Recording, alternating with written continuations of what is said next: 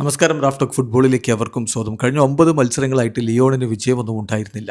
Coach ഫോൺസേക്ക അതിന് കുറ്റം ചാരിയത് എൻട്രിക്കിൻ്റെ മേലാണ്.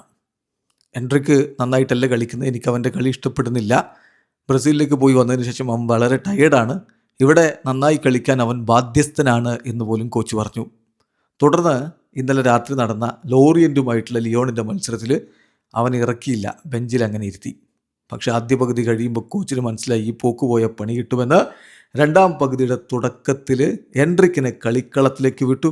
യെസ്, അവൻ കളിക്കളത്തിലേക്ക് വന്നിട്ട് 5 മിനിറ്റിനകം അവൻ്റെ അസിസ്റ്റ് വരുന്നു. എറംചുക്കിന് പന്ത് കൊടുക്കുന്നു. യെസ്, ഗോളായി മാറുന്നു. കളിക്കളത്തിലേക്ക് ഇറങ്ങി മിനിറ്റുകൾക്കകം ഗോൾ കോൺട്രിബ്യൂഷനുമായിട്ട് എൻട്രിക്ക് തന്നെ എതിർത്ത കോച്ചിന് മുന്നിൽ തന്നെ താൻ ആരാണെന്ന് കാണിച്ചു കൊടുത്തിരിക്കുകയാണ്. അല്ലെങ്കിൽ ഇപ്പോൾ ഈ 9 കളികൾ, ഇപ്പോൾ ഈ കളി കൂട്ടി 10 കളികൾ, ഈ 10 കളികളിലെ കണക്കെടുത്താൽ ലിയോണിന് വേണ്ടി ഏറ്റവും അധികം ഗോൾ കോൺട്രിബ്യൂഷൻ എൻട്രിക്കിൻ്റെ വകയാണ്, ഏറ്റവും അധികം ഓൺ ടാർഗറ്റ് ഷോട്ട് എൻട്രിക്കിൻ്റെ വകയാണ്. എന്നിട്ടാണ് കോച്ച് ഇമ്മാതിരി വർത്തമാനം പറഞ്ഞിരുന്നത്. ഏതായാലും അവനിപ്പോൾ അതിന് നേരിട്ട് തന്നെ മറുപടി കൊടുത്തിരിക്കുന്നു. പിന്നാലെ കോറന്റൈൻ ടോലിസോയുടെ ഗോൾ കൂടി വന്നപ്പോൾ 2-0 നല്ലൊരു വിജയം തന്നെ ഒടുവിൽ ലിയോൺ സ്വന്തമാക്കിയിരിക്കുന്നു. 29 കളിയിൽ 51 പോയിൻറ്റുമായിട്ട് ലിയോൺ ഇപ്പോൾ ഫ്രഞ്ച് ലീഗ് 1-ൽ 5ാം സ്ഥാനത്താണ്. ഏതായാലും എൻട്രിക്കിൻ്റെ ആരാധകർക്ക് സംഗതി വളരെ സന്തോഷമായിട്ടുണ്ട്.